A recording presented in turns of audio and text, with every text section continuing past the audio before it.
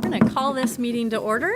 Joan, roll call. Director Hubbard. Here. Director Kelsinger. Here. Director Lauer. Here. Director Petrie. Here. Director Corbeni. Here. Director Thielander. Here. Chair Sherman. Here. You have a quorum. Great. Let's stand for the Pledge of Allegiance. I pledge allegiance to the flag of the United States of America and to the republic for which it stands, one nation, under God, indivisible, with liberty and justice for all.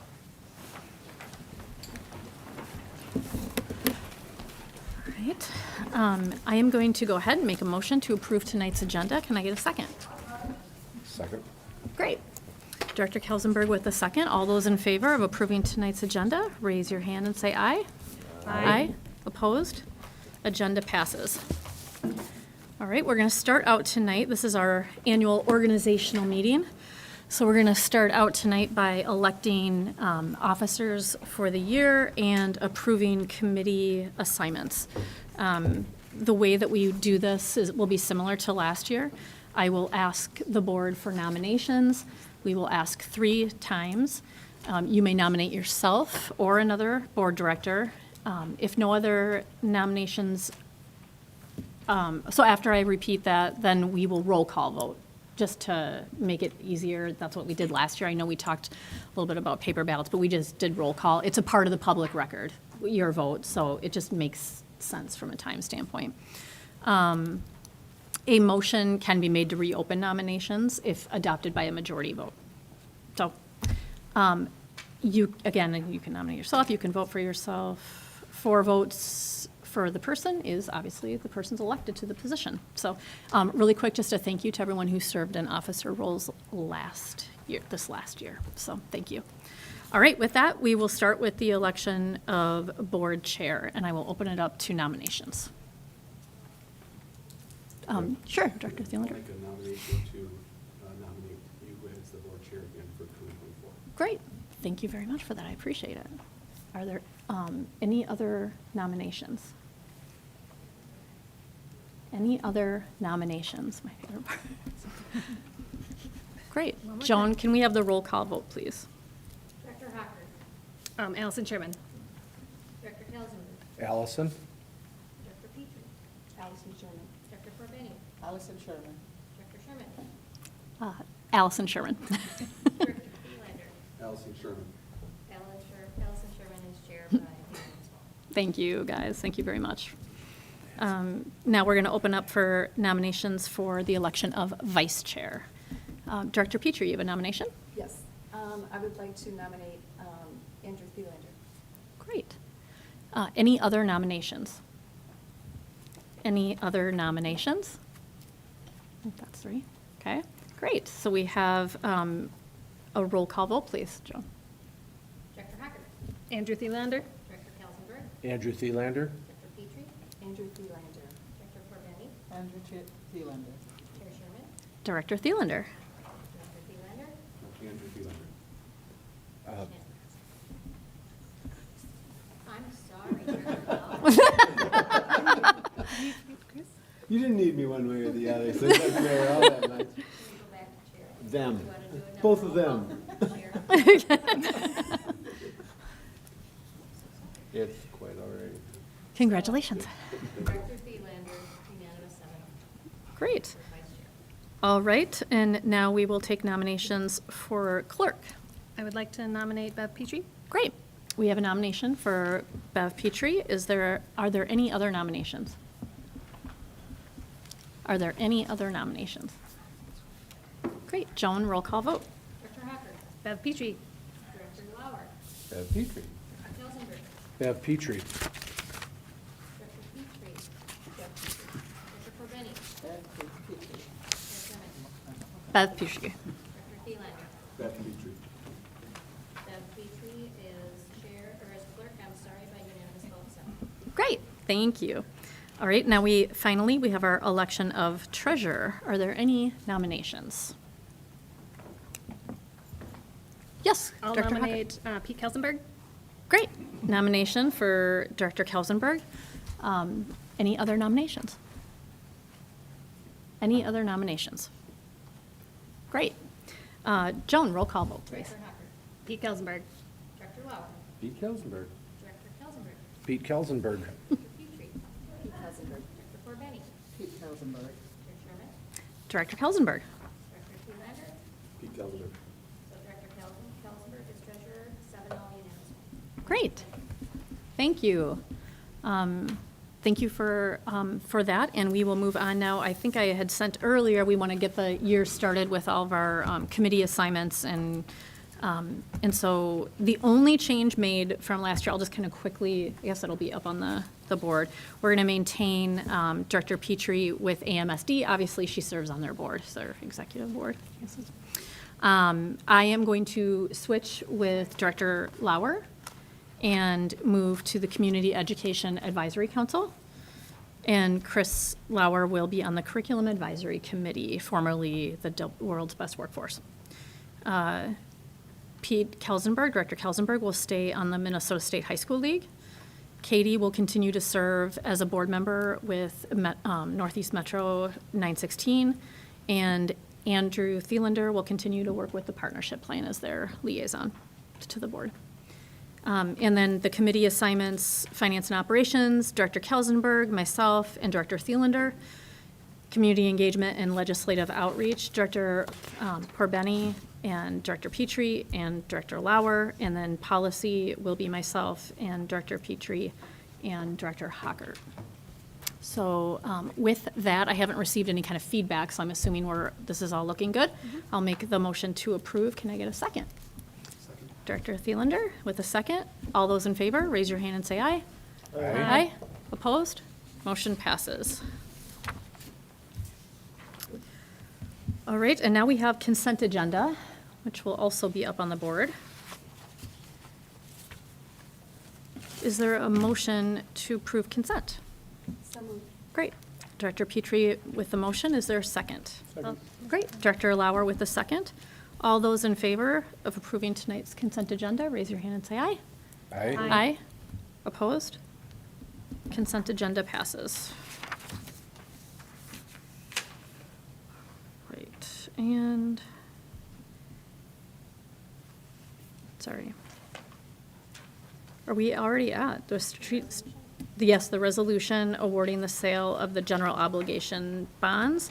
And our Executive Director of Finance will come to the table. Marie, here you are. Jody's here. Oh, and Jody. Nice to see you. I didn't see you, sorry.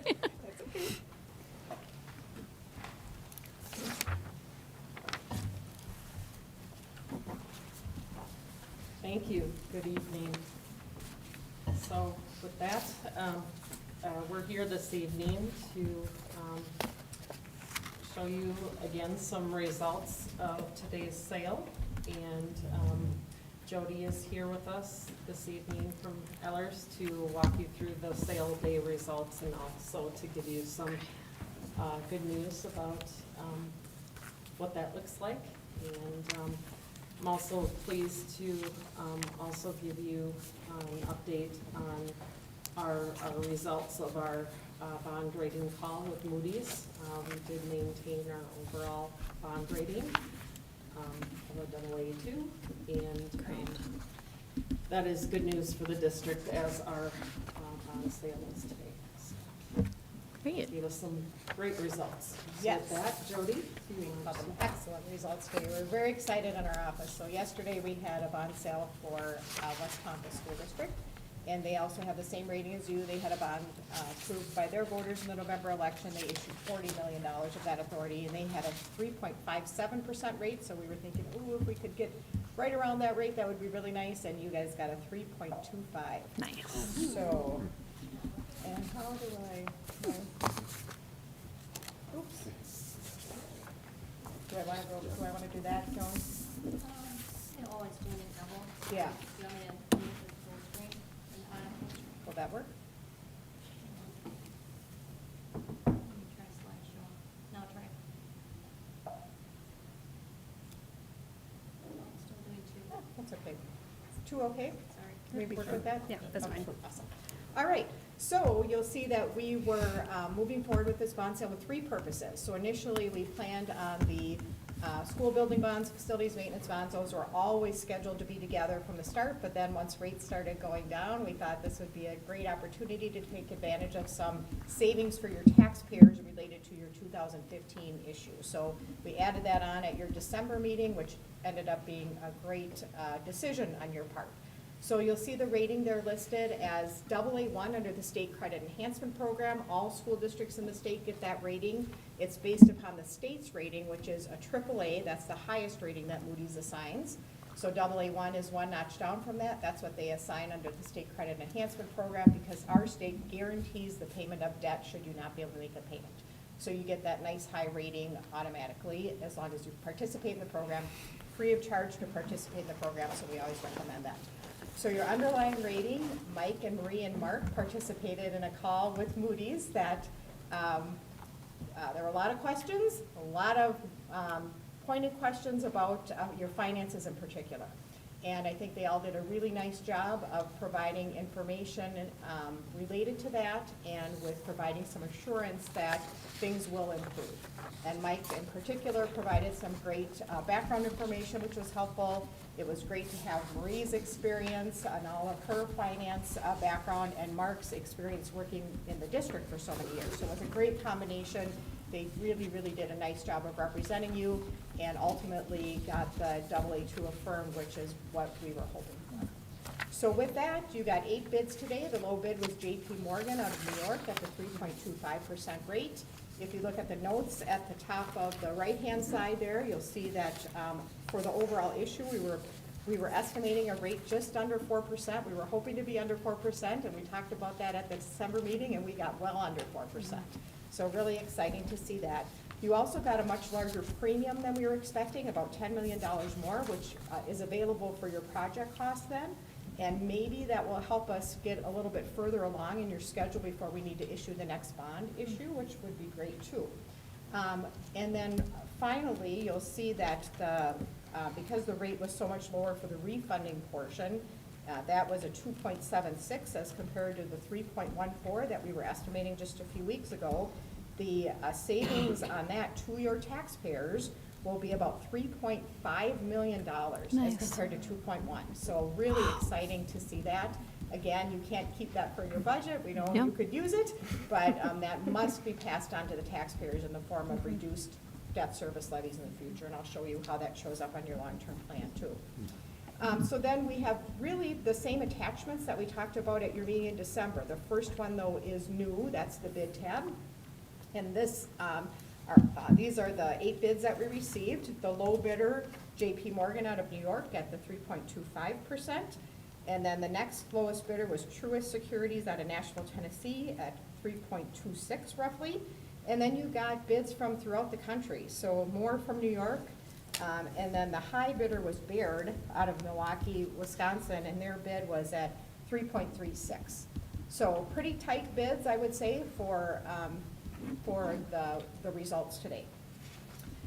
Next are the updated financial schedules, and again, these are just the same schedules that we had in our pre-sale report now with the sale results. So our sources and uses schedule showing what you have available for the project costs and for refunding your 2015 A bonds. And then the overall debt service payment schedule. And then we get into the individual purposes. So the schedule for your school building bonds, the schedule for your facilities maintenance bond issue, which is very short and will be paid back quickly. And then these are that prior debt service schedule for your 2015 A bonds has not changed. That's the bond payment schedule that you're committed to right now prior to the refunding. And then the schedule on the right is the new schedule that you'll be paying from. Let's see. Then we have our favorite page, the debt service savings page, which shows now the nice large 3.2 million in savings. And then we were able to lock into a high rate on your escrow account. So once we close on this bond issue February 1st, we have to send out a call notice to the current bondholders, and we need to give 30 days notice. So the money will be in an escrow account. We purchase state and local government securities as expected. but we locked in at a 5.53% rate. So, I mean, we just have good news all Yeah, around in every that's awesome. portion of this bond issue. So that will yield you a little over $300,000 in interest and help toward that savings amount too. So next is our detailed schedule, which you've seen from us a number of times now, but showing the rates now that are locked in on your school building and facilities maintenance bonds.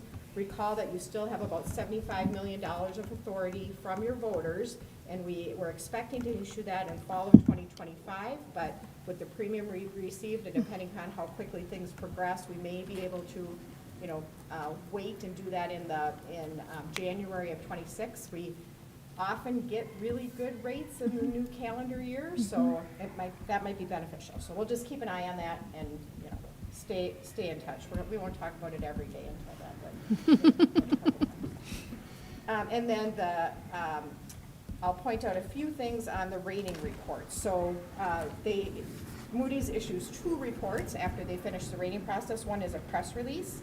And in the middle of the page there, right above ratings rationale, they're saying that the affirmation of your rating reflects the strong local economic base, growing enrollment, solid cash position, and the expectation that fund balance will grow beginning in 2024. So they were very direct in what they're telling you about being able to maintain this rating. And maintaining this rating, again, just allows you to get more bidders and a lower interest rate and lower cost to your taxpayers than over the bond issue. So Maintaining the rating, they're saying we should grow this number. they are, yes, they're talking about how the fund balance narrowed, but if you look at that second page there, the factors that could lead to a downgrade, decline in fund balance below 9%. So they are really specific in your report.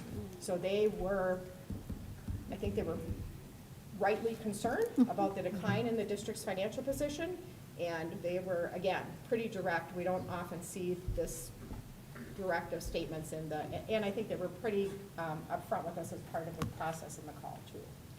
Because you are at a very low level relative to others that have this AA2 rating. Yes. So just to be very upfront with you on that's how it turned out. Quick question, Jody. So that 9%, when is the next time we would need to go out for a bond rating? Then, like in 2025, 26, So the or next year? time that you would go out for a bond rating the next time you would initiate the process is when you issue the remaining authority. They can initiate the process at any point in time. Got it. So they will likely, because they have this rating outstanding, they will look at your results for 2024 very carefully, and we were told that. So they're expecting improvement from that. Up to the 9% improvement or improvement? They want Okay. improvement. They understand that this is intended to be your low point. Yes. The 9%. Okay. Yep. Jody, can you explain under the factors that could lead to a downgrade, growth in leverage to level beyond peers? What does that mean? That's your debt, the debt that you have outstanding. So you're moderate right now, Okay. but if you went above your peers, that's one thing that could tip the scales too. And who are our peers? So the AA2s. Oh, okay. Yeah. All right, thank you. Yep. So then there's some more boilerplate language in the press release, and then they move into the detailed credit opinion. So again, repeating some of the same things that we've already talked about, factors that could lead to a downgrade. Again, they mentioned the decline in fund balance below the 9% of revenue. And then you'll see that key indicators chart, and that's where they were really kind of talking to us about the decline in the district's financial position, that available fund balance as they were looking at it over time, back in 2020 was a 19%, and then went to just under 14, 11, and 9. So that trend was of concern, of course. And ultimately, they did put together their scorecard, which is on the right-hand side, and based upon the factors that they quantify and the different weighting factors that they assign, their scorecard indicated outcome was a AA3, but they ended up affirming your AA2, I think partly because they have confidence in the team and in the district that things will improve and that this really was the low point for fiscal year 23. Anything else that Mike or Marie or Mark that from the rating process but we are really thrilled with the results. We thank you all for getting through the process so quickly. I know when we were talking about scheduling the bond sale, I mentioned that we've had really good results early in January with sales the last few years, and we thought that might be the case. And thanks for your trust in that process, and especially for Marie, I know that it was a lot for her to get all that information together after finishing up the Thank audit you. and the levy, and it's a lot going on at that time of year, so we really appreciate all of the efforts from members of the district, but in particular, Marie really spent a lot of time getting things ready for us, and we don't take that lightly. We understand that there's effort involved in that, so thank you. I credit the team. It's not, I don't do it alone.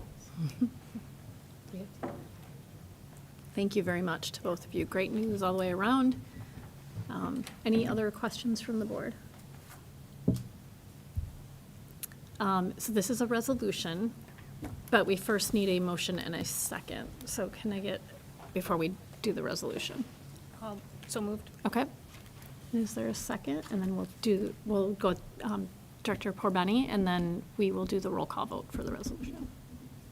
Director Hacker, Yes. Director Kelsenberg, Yes? Director Lauer, Yes.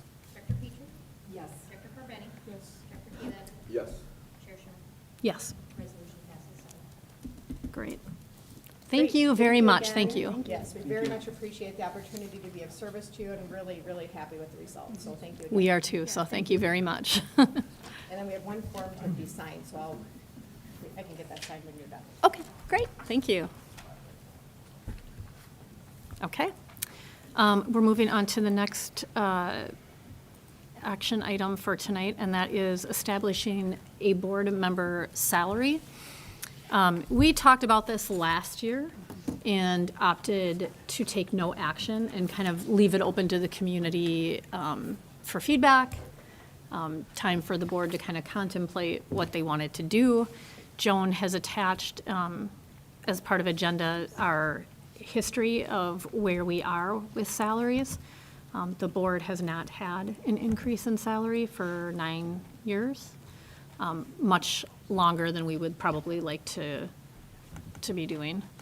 And we are last on the comparative list that Joan has put together, if I am saying that right. Right, Joan? I think when you put, The district's comparison. yeah, the district comparison spreadsheet that you all have in front of you. So again, I think last year we just talked about that no one serves on a school board for monetary reasons, we all know that. But it is important that we keep the position competitive so that people, hopefully maybe factor that into their decision whether to run for a school board and serve the community in this capacity.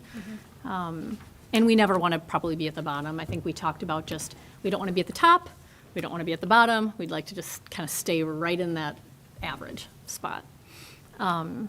The total financial impact for getting all of us up to the mid-range is $4,600. So it's not total, every one of us annually for the year, So that would be total, not each one of us, that's total. So it's, not a significant impact.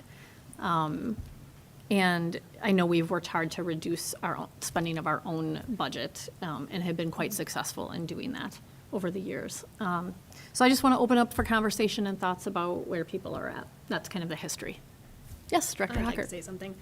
I still appreciate that we're circling back to this. I do remember our conversation Oh. last year. Oh, Oh, yes, I'm Yep, sorry. let's Do we start have a there. motion? Do you want to make a motion before sure. you make it? Okay. So do we have an actual number to get to the midpoint, or do we have? The midpoint for board directors is 5,380 and 5,972 for chair, with a total impact of $4,600 approximately there. Okay. So if you look on the chair, we're going with I think when that was looked at, it was the average without the high and the low. Is that right? Joan, I think? The average. Yeah, without the high and the low factored in, like removing. Sorry. Mm-hmm. Yeah.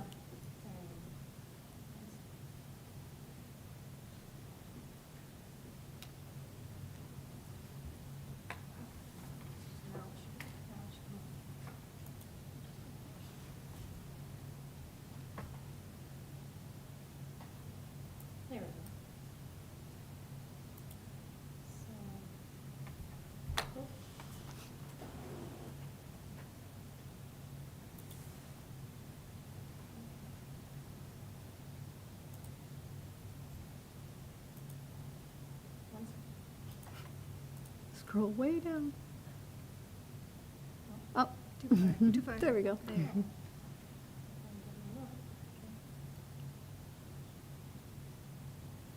So if you look down there, it's in the bold, which is also in your board books, but it's Yeah, here.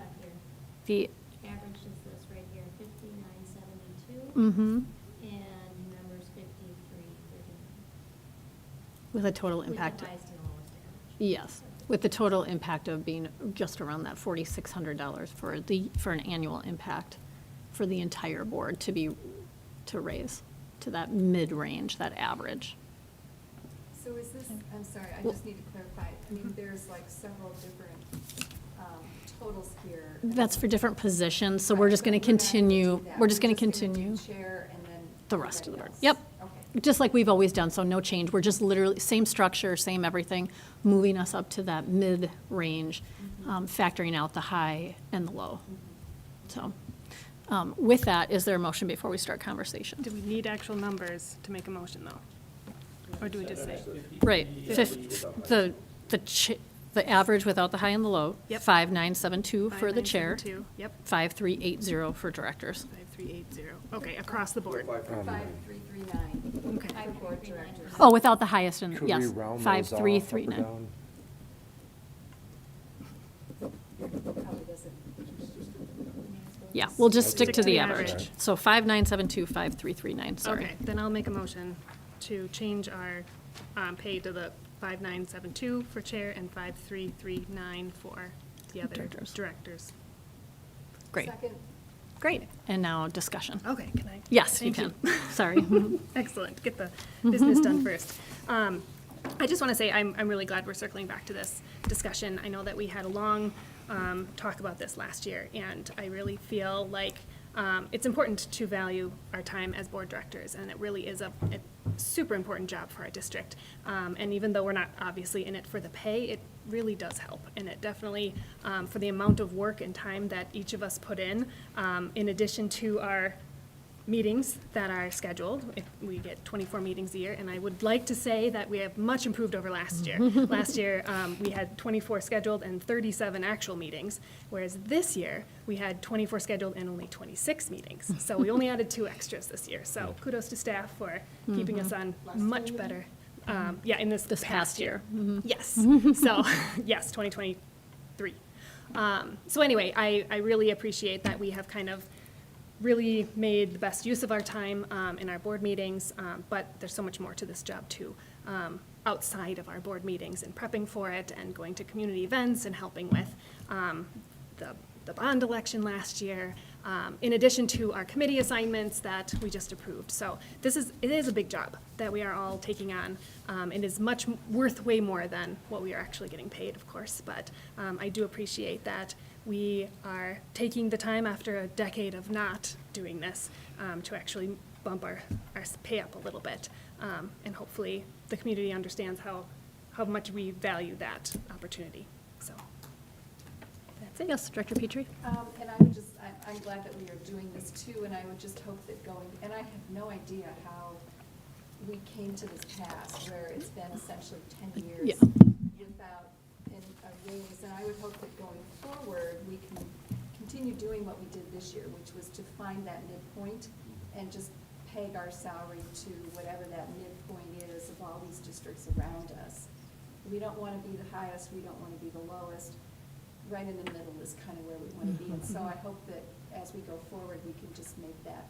It's probably going to be tiny adjustments, if any, Right. on an annual basis, but let's just look at that midpoint and keep going with it, so that we don't Yeah. get to the point where we've gone 10 years without any sort of an adjustment whatsoever. Yes. Well, and I also would like to echo the comments. I mean, it's never a fun thing to do this. I mean, it's not like, it's necessary though to do this on a regular basis. And I think that you kick the can, and all of a sudden 10 years later, and nothing's been adjusted. So it's a small impact. And I think it's just appropriate at this point. And so we will be revisiting this every year or two, and just kind of put this on the regular cycle of business. I think you're right. So it's not such a political decision. It's just kind of a run of the cost of the districts doing business, so. Any other comments? Great. So isn't the job so much more attractive now? I'm in. Okay, so we have a motion and a second. If we're ready to vote, all those in favor, raise your hand and say aye. Aye. Opposed? Motion passes. All right, our next action is just in your folders. I have placed two policies for you to review, Policy 209, Policy 201.4. I've tried to make this just a point every year that I would like for every board director to be familiar with our code of conduct policies. And we do have a form, just an acknowledgement form that we would like for you to sign, just to say that you have read it and you're aware. And so I would appreciate that. You can get that to Joan. And then I just would like to point out that as we talk committees and policies, it is interesting, we do have two active code of conduct policies. And I think one of the major charges of our policy committee this year is going to be how do we clean up the old policies, get them current, and get them in a way that we can sustain the updates that are being made. So that's just to point that out. We shouldn't have two codes of conduct. We should have one, and we will be addressing that this year with policy. Yes, Director Petrie? Yes. I mean, our policies are kind of a mess. Mhm. And as someone who's been on the policy committee for a couple of years, I think some of us have, and Katie, I know you were part of that too. We've tried mightily to clean things up. And I guess what I would like, you know, if people are interested in discussing this for a couple of minutes, I mean, you know, we actually subscribe to Minnesota School Board Association model policy update process, where we pay a certain amount, and then what they do is, I mean, and they've got all these lawyers on their staff, and they come up with model policies, and there are some districts in the state who just adopt them wholesale. And then what happens is that when the legislature makes adjustments, then all those lawyers for MSBA just do those automatic updates, and then we don't have to do it ourselves. But in this district, for whatever reason, it's been a do-it-yourself approach all these years. And so what ends up happening is that we just kind of, I don't know, we just get down into that rabbit hole of, you know, is this the right place for a comma and all of that kind of thing. And I would just like to know, and it's part of the reason why we can't keep up.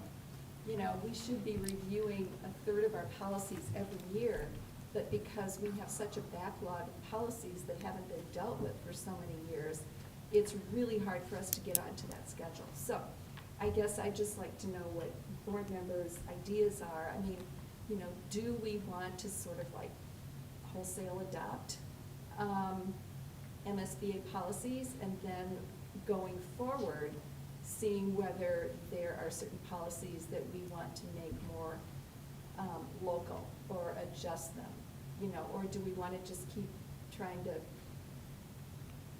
I don't know. And I can say, having been here, I have always thought we were working a little bit backwards at it, because it is an endless sea of outdated policies. I mean, we're talking policies that have not been reviewed in some cases for 25 years or more. So even on a good year, when we get through a lot of policies, we're not even scratching the surface.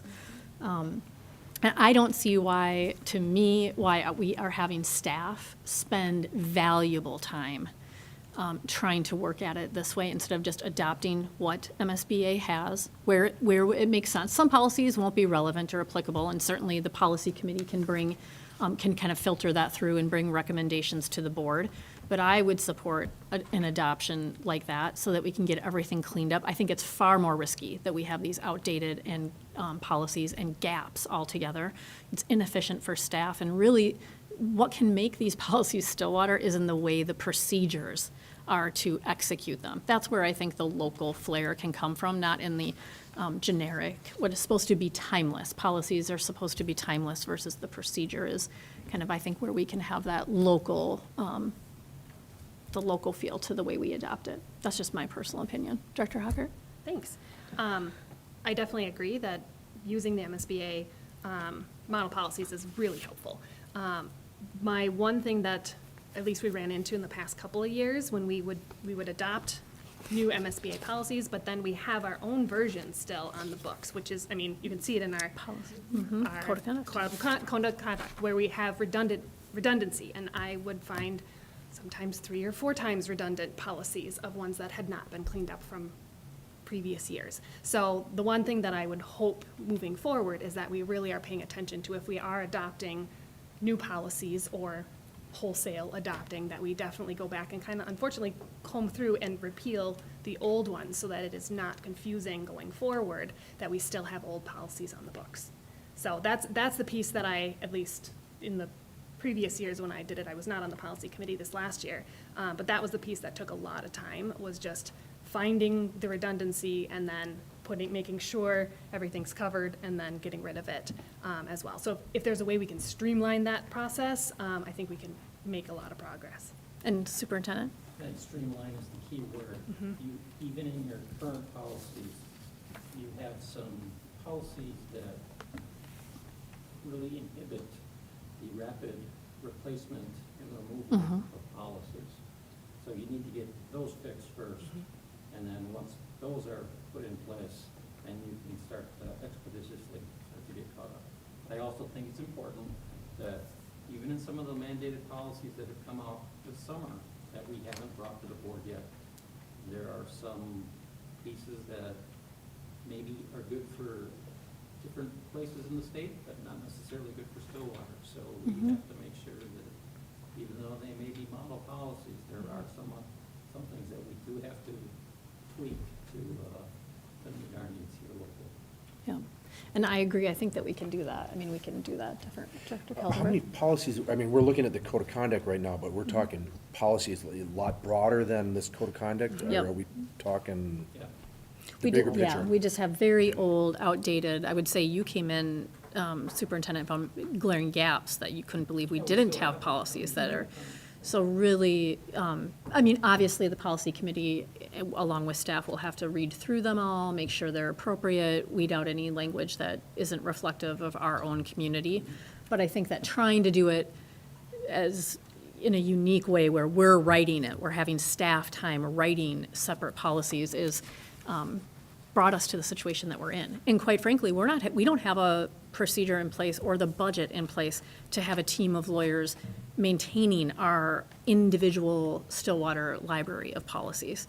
So I think it makes, as we start talking about cost efficiency and again, streamlining, I think it makes sense from that standpoint too. So I think what I'm hearing is that you're open to the policy committee coming back to you, along with staff, with a recommendation on how to move forward on something like this. And so that'll be our charge, I think, moving forward on policy.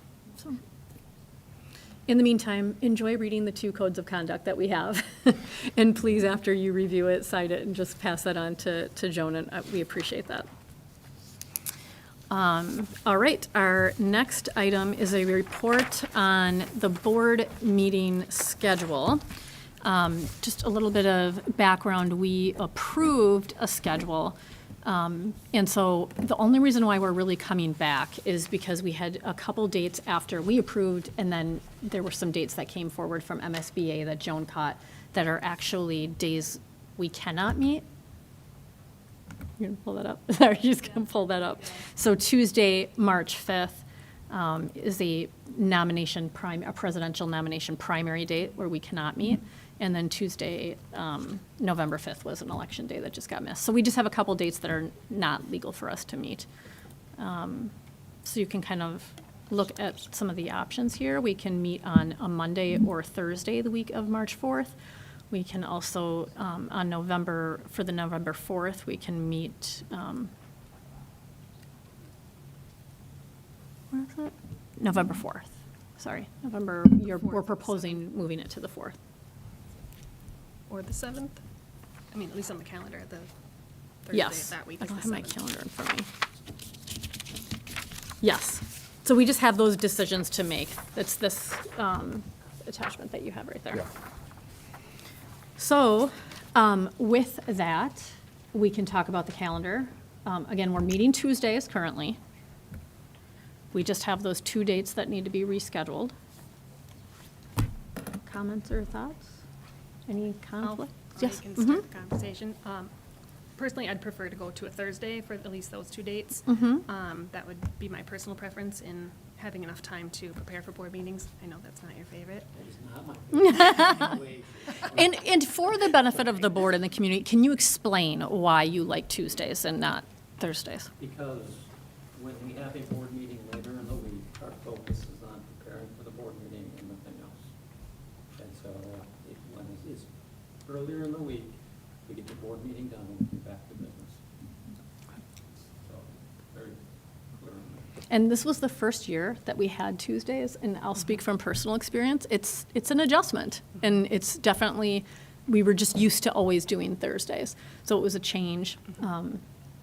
And I think we still have improvements we can make in the process, but it was year 1. And so it'll, hopefully become a little bit more streamlined and better as we continue to move forward. But, yeah.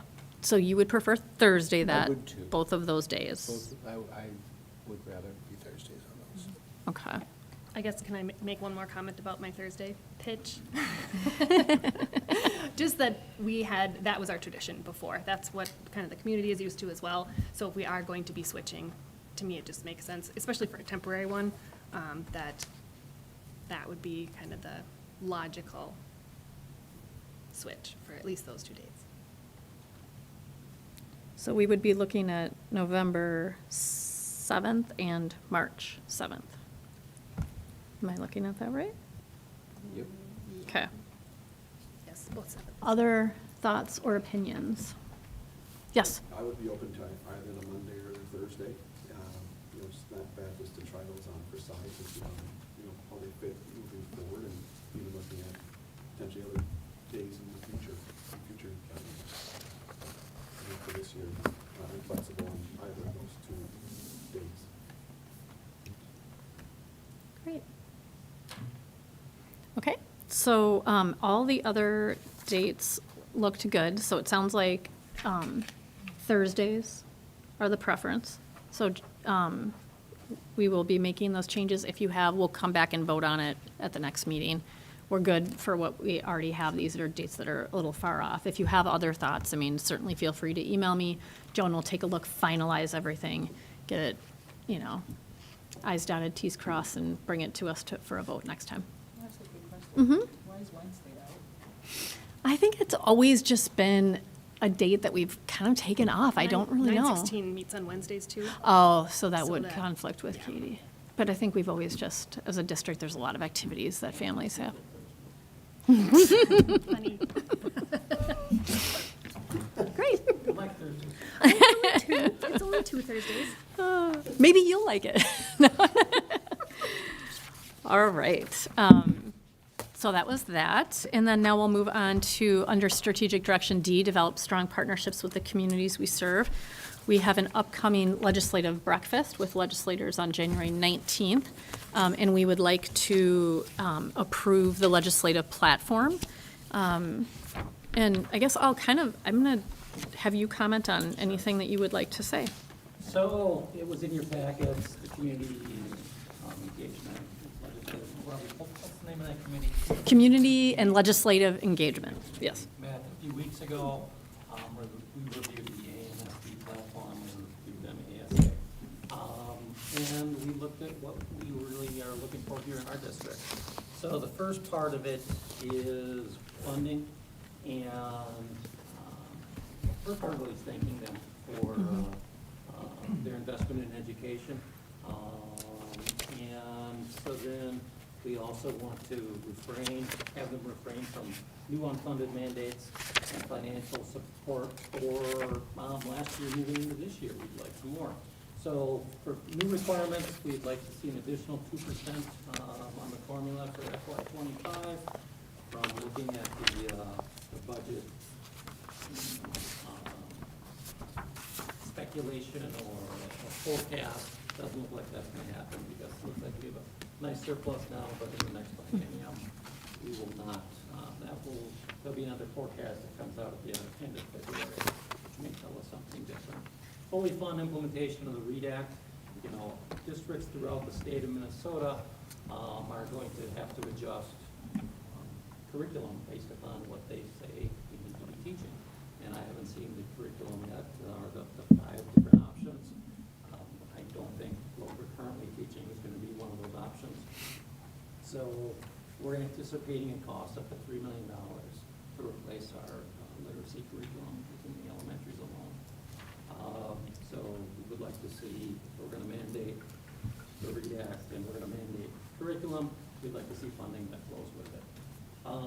We'd like to see an ongoing funding stream for particularly the unemployment insurance, but also earned sick and safe time and paid family medical leave. You know, we appreciate they did provide funding, I think, up till 2027 for the unemployment insurance for our summer unemployment for our hourly employees, but that's just a one-time fund, so we'd like to see it ongoing. And then, you know, they've changed the law, so we cannot suspend our youngest students, which is, you know, we don't want to be suspending our youngest students, but sometimes we may have to, and since we're not allowed to, we need to put more supports in place to support them. And so we'd like more resources so that we can put supports in place for those students. As far as local decision-making, we'd like to repeal the requirement that school boards negotiate e-learning days and student-staff ratios. We believe that's management. Review the per-pupil limit and long-term facility maintenance revenue, which would be beneficial to the district. Increase the Safe Schools levy from $38 to $108 per pupil, and expand usage to include things like social workers. As you are aware, throughout the state, there's been issue as far as physical restraint of law enforcement officers. We'd like to get that clarified. We're appreciative of our officers here in Washington County, Oak Park Heights, and here in Stillwater, who stayed on the job when this controversy was going on. So I want to just mention that. We'd like to discontinue the current practice of including scores of students who opt out of the MCAs. So right now, if you opt out, it's a 0, and then that is reflected upon your district roll-up. And then we would like to see continued support for programs like Grow Your Own and other apprenticeships for our students that would support what we are doing at Stillwater Area High School with our capital program. Great. So that's kind of a nutshell. And we will be meeting with, I think, so far the 5 local legislators have showed up or committed to the meeting that we have on Friday the 19th. Great. Subject to any questions? Any questions or comments? I'll make Yes. a comment. Mm-hmm. I just wanted to call out one of these in particular. So the point about the not including student scores for the MCAs, that was, I brought that to the group because at the MSBA Delegate Assembly this year, that became a big topic of discussion. And it was very clear for districts across the state that the expectation is we need to advertise to our parents that students can be opted out. And a lot of parents are choosing that option, but not fully understanding that then the district has to count that score as a 0. And that there was a lot of frustration with board members of how that pulls down our averages, especially because the students who are being opted out are the ones who are taking AP tests and ACT and SAT, because those are the parents who are like, whoa, too much for my kid. So just overall, it seemed like we were putting districts across the state were being put at an unfair advantage because of the way we record those, are required to report those scores. So it just stuck out to me as an important ask for our legislature to hopefully think about. I know it came out in last November's election, that board members were talking about at that issue as well. So I just brought it up. I thought it would be an interesting thing to discuss if our board hopefully can get on board with that ask as well, especially in a non-funding year. I mean, we are trying to get funding for a lot of unfunded mandates from last year, but this at least is not, hopefully, going to have any money that is necessary for it. So that was kind of where that piece came from. Great. Yes. I think we'll have a lot more success with this if other schools are asking for the same things. Have we communicated with other schools? Is it kind of consistent throughout other districts that they're asking for the same things? Do we know? Well, AMSD is really the metro one group that, and we get a lot of this information from AMSD. Okay. So, and there are, different organizations that have lobbyists at the Capitol, AMSD, MSBA, MASA, C, and REA, so. And are they consistent with this? A lot of the messages. A lot of are- consistency. Okay. I would Good. say with the funding piece, MSBA is, a lot of these were right on there, because districts across the state are dealing with particularly the READ Act funding. And what came up in our discussion was school districts that had already adopted some of this curriculum were not included in being eligible for any kind of funding. So to request that maybe they backdate that, that time so that districts that have already invested would be able to be reimbursed for that curriculum that is going to be approved. And I also know, like with the sick and safe time and the paid leave, that there was money put aside for that, but districts are starting to notice, and I think at the legislature as well, that that bank of money is being drawn down a little faster than expected. So we probably will run out before 2027 for that pot of money. Those were the discussions that we've had. So a lot of this is in line with what other districts are seeing and are asking for as well. And I think this is all really linked to when we started the meeting, and we need to build up that fund balance. And so it is concerning when we have, and I think that a lot of the mandates that we saw coming from the state capitol are well-intended. We support them. It's the funding that is the hard piece. I mean, the READ Act, that's a great initiative.